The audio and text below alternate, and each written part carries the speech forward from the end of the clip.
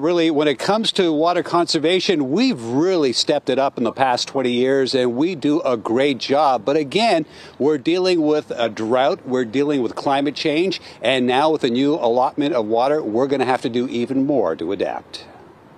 We've been preparing for this for the past 20 years. By getting the message out about water conservation with television commercials like this. There are big fines if you don't change your watering clock. According to Water Authority spokesman Bronson Mack, people in our community have been watching and listening when it comes to conservation.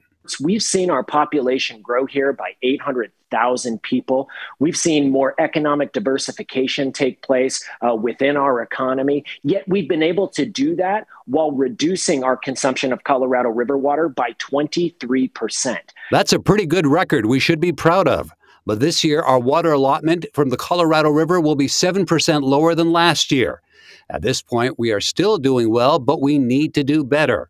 Last year, the lake dropped nearly 20 feet. If it loses another 16 feet, which is predicted, Max says we will face an even deeper cut next year. Our 7% reduction will be increased to about 8.5%.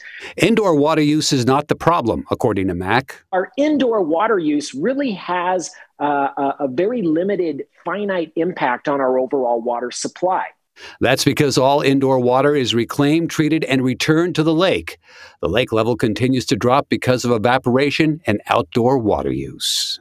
So the message? If we can all work together to follow the seasonal watering restrictions, replace that grass that you're not using, and by all means report water waste, we'll be able to continue to meet our community's water needs.